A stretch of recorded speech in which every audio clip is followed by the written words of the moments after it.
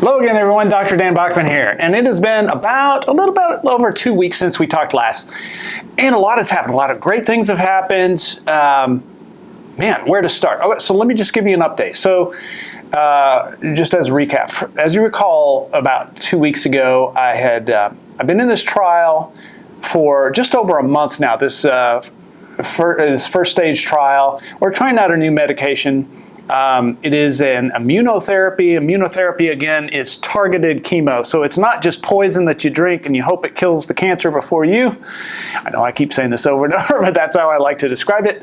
Targeted or immunotherapy is poisonous only to the tumor. So the side effects are really low. So we've got this new med that I'm trying in this trial, but they've paired it with this other traditional chemo med, which is the old kind, the nasty kind with lots of side effects. In fact, that med is called Trametinib. And let me tell you, I don't think I'd taken this one before. I took a bunch. I'm just reading off the side effects here. Diarrhea, blurred vision, which can lead to blindness. Dry skin, diarrhea, so watery or bloody. Excuse me. Rapid heart rate, decreased urine output, muscle spasms, heart problems that can lead to heart failure and death. Chills, fever, bloody nose, irregular breathing, extreme tiredness or weakness. I had that. I had the heart issues as well, which is why they took me off it. So that's the point I'm getting to here. They took me off it, and I'm over the moon about that. I'm so happy to be off that medication. So not only diarrhea, but also constipation, interestingly, is on this list. Loss of appetite, cough, hypertension, high blood pressure, chest pain, abdominal pain, had that. Blemishes on skin, oh my God. Okay, so, so the big symptoms of all that, and there's more with it, they go along with Trametinib. So what I had was this ridiculous, spectacular rash. So blotches all over, they started across my chest, upper back, upper arms, spread up my neck, all over my face, behind my ears, inside my nose, around my eyes. You can see I look pretty good now, pretty normal. You may even be able to see a little bit left on my neck or shoulders. I'll throw up a picture of what it looked like before. Oh, on my scalp. So washing my hair was painful. I couldn't just scrub my hair dry after I got out of the shower. I had to pat it everywhere because the skin was all erupted and inflamed and not fun. So, excuse me. So that started pretty quickly after I started taking that medication back a month ago. The extreme tiredness and weakness also started happening. Just out of breath, just my windows of time during the day when I had energy to do stuff just kept getting smaller and smaller. So I found myself spending a lot more time in bed or just relaxing or catching my breath. I stopped going to the gym right around that time. So I've not been in the gym because of that, because my energy levels were so low. In fact, the best I could do is I've been trying to walk over this time. And even that I can do shorter, not as fast, not as many hills. So anyway, what turned the tide? So my doctors, to their credit, they track these things. They know they're possible, this list of things.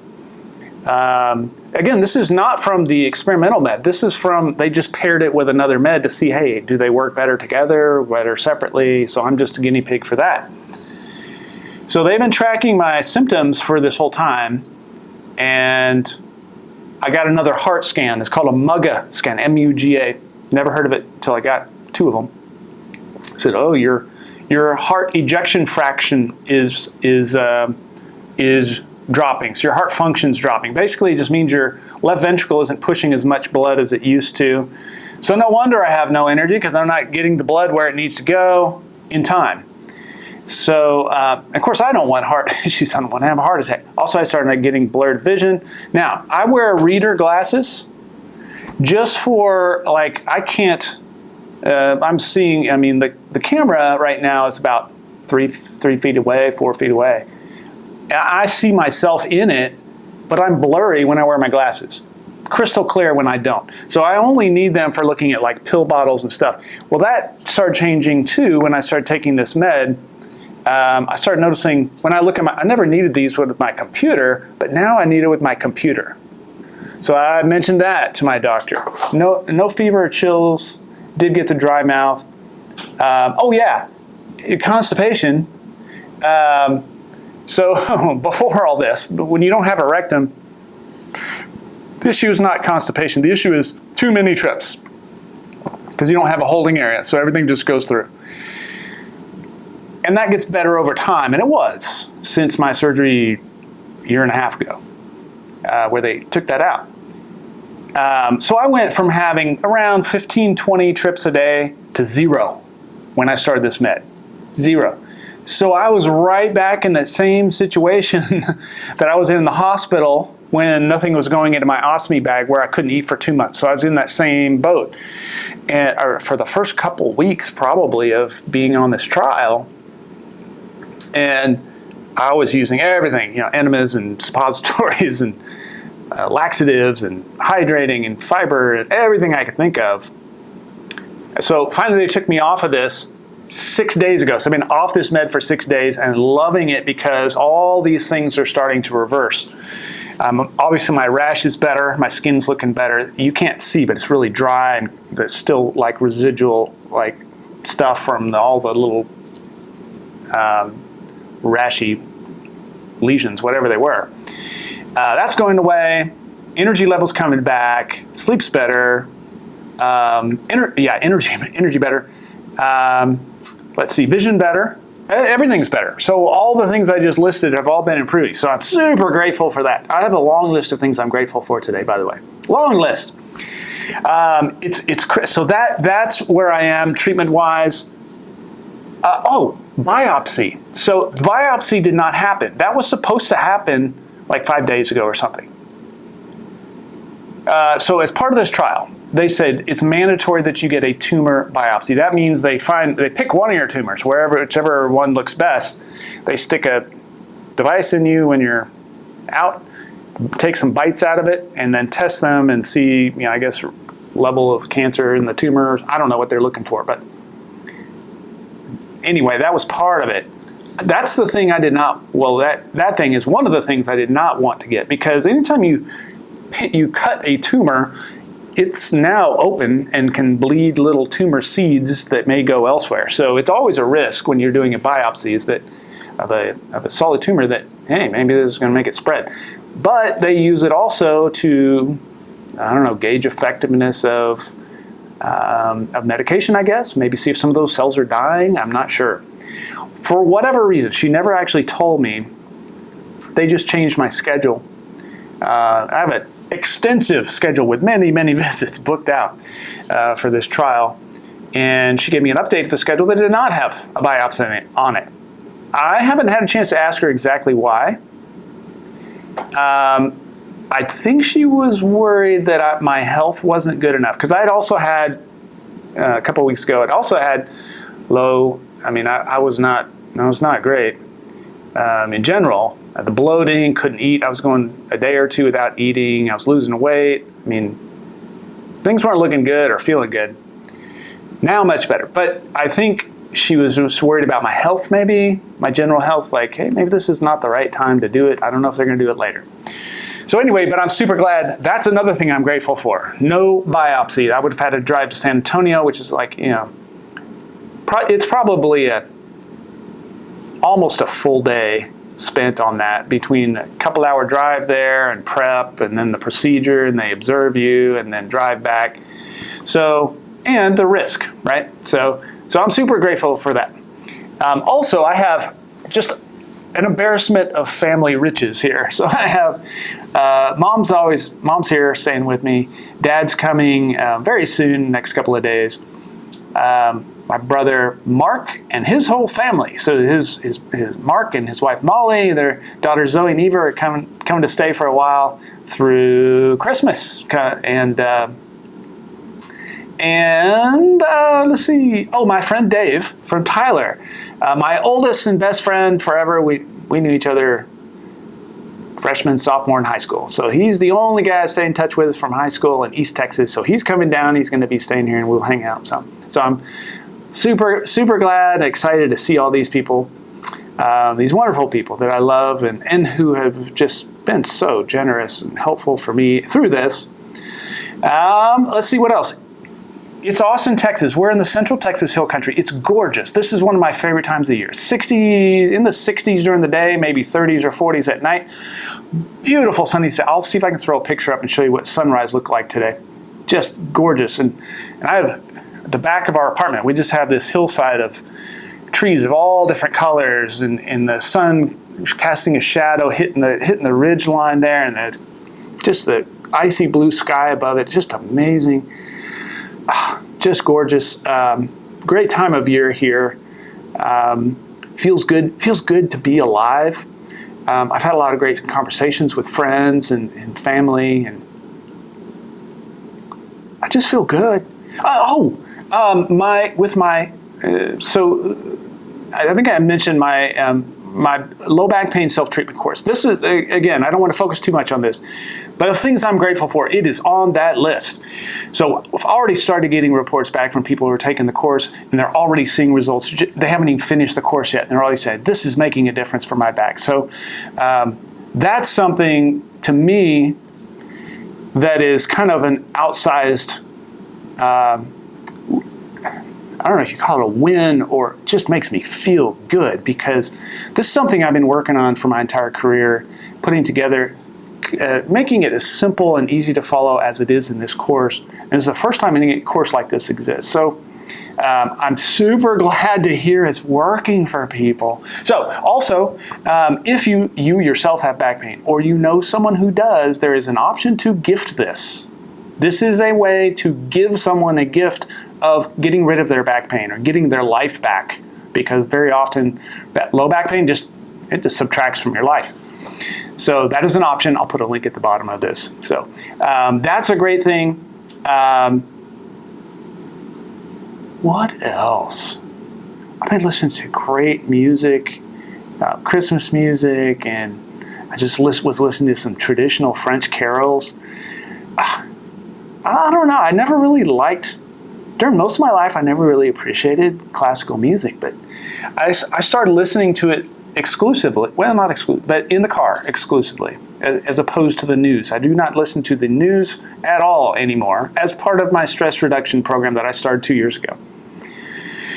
Stress reduction meaning, hey, here's some simple ways you can make your life calmer, more at peace, more uplifting, happier. One of those things was taking out things that make me angry. And I found every time I turn on the radio, I listen to National Public Radio in the car, which is my probably station of choice, but excuse me, I find myself yelling at the radio. Who needs that built into their life? Just built in. Every time you get in the car, you're angry. So I took it out. Never missed it. So if you're looking to try to reduce stress in your life, try that. I would put social media on there too. Now, I am on Twitter just for professional reasons. I have discussions with other professionals in musculoskeletal rehab and health all over the world. And I treat it just as a professional enrichment and kind of colleagueship, where I can bounce ideas off people, have them kind of tear apart my ideas so that I see where the weaknesses are and they are a better idea after. But anyway, I'm on Twitter, but I judiciously do not follow all the craziness that can be found on Twitter. Twitter can be a dumpster fire. However, just like with any social media, if you curate your feed, meaning you explicitly cut out or don't follow or unfollow, or Twitter has filters, so you can filter out certain words. So if there are certain words that are trending, in the news, which it's a different one every day, right? Or a different one every week. There's something else to be indignant or outraged about, right? So I just block all those words. And I live a happier life. And I don't miss anything. I was worried, I won't know what's going on in the world, right? Well, what good was that doing me? I haven't found anything yet that was good that came from listening to all the outrage on the news and social media. Until I feel like I'm missing something, I'm just going to go without it. And guess what? You're happier when you arrive places. You're happier in general. it creates room for you to have thoughts that are good and uplifting and better. So I do the same thing with music and film and movie. Anything I consume, books and stuff, I try to pick uplifting, stimulating, not stressful or depressing or dark. Try to stay away from that stuff. So I kind of rambled about that. But anyway, things I'm grateful for. Yeah, so we're wrapping up a year. We're wrapping up another year. We're wrapping up another year.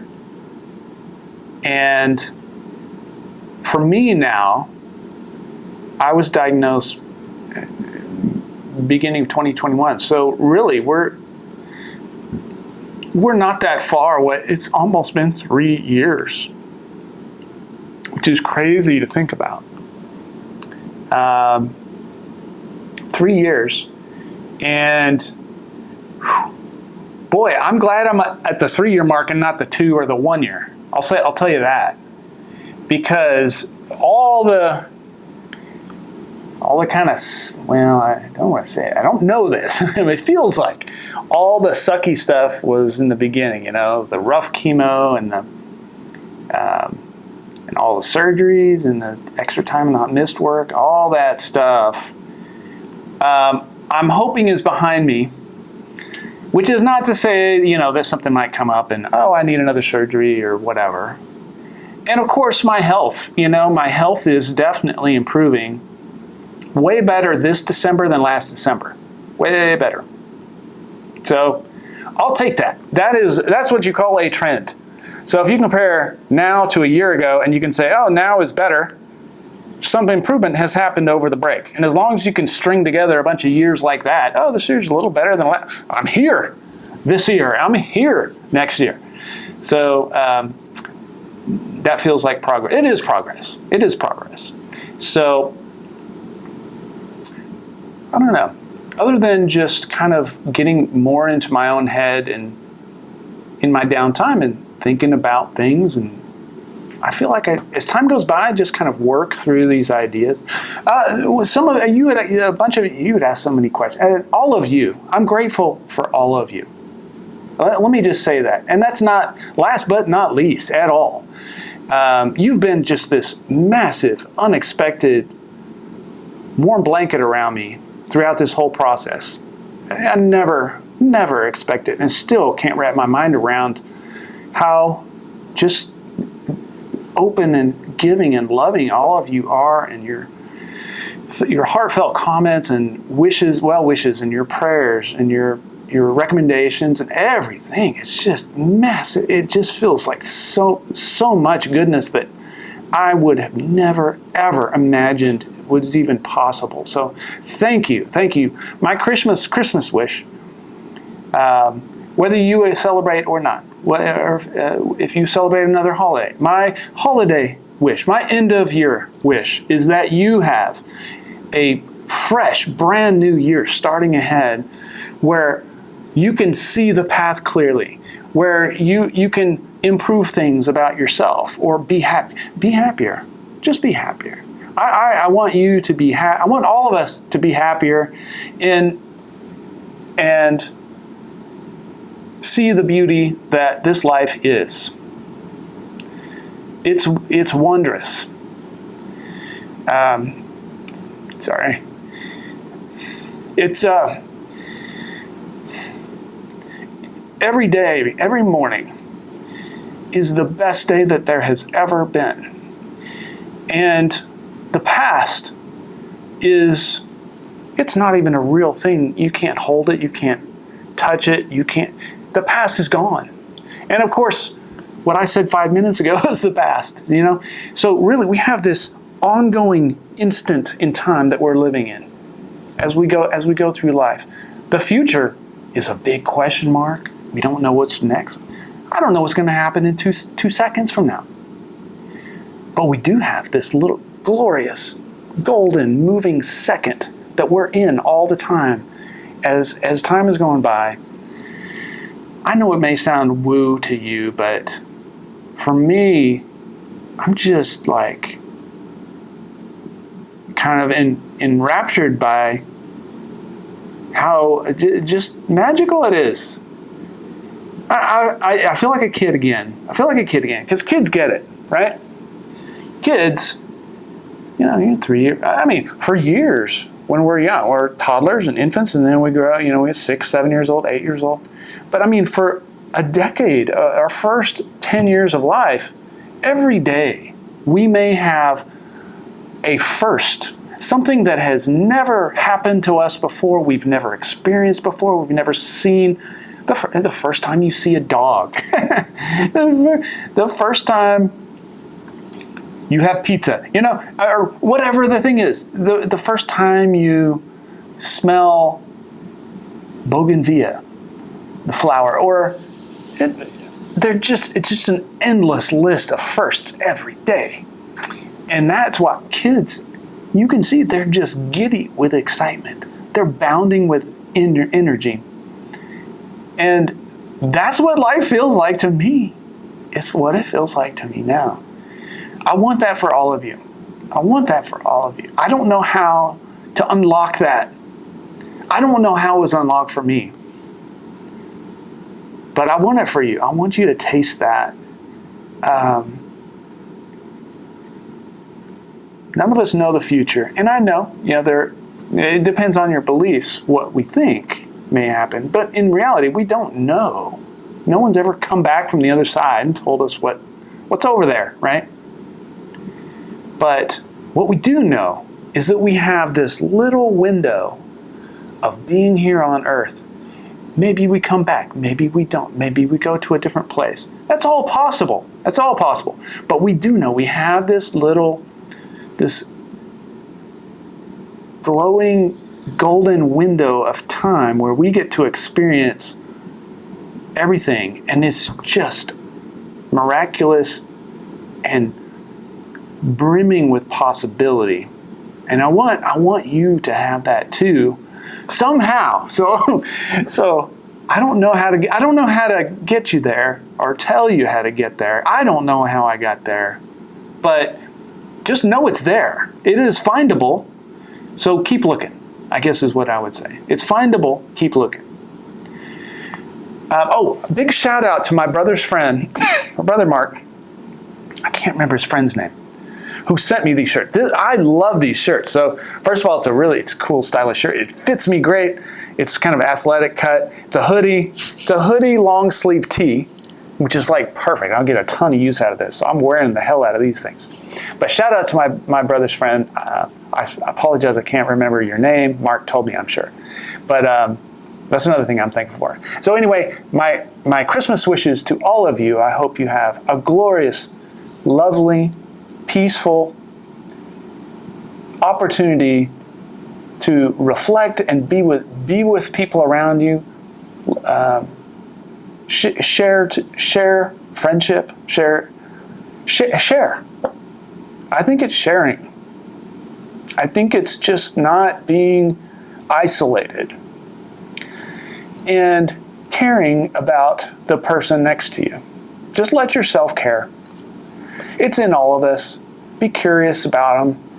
I feel like that unlocks great relationships, is because we all know we love it when someone else cares about us, right? So pass it along. Care about someone else. Ask them, hey, how are you doing? How are you really doing? Tell me something. It's okay, no judgment. Just make sure they know that line of communication is open. It's done wonders for me. I'm doing better at that. I've always struggled with that. But anyway, this is dragging on. And I just, again, thank you from the bottom of my heart. Love you all. I wish you a glorious Christmas holiday, Hanukkah season, and a wealthy, rich, exciting, wonderful year ahead, which we have starting soon. We have a fresh start. All of us do on a calendar, but it feels like a fresh start coming up. Take advantage. Grab it with both hands. I love you all. I'll talk to you soon.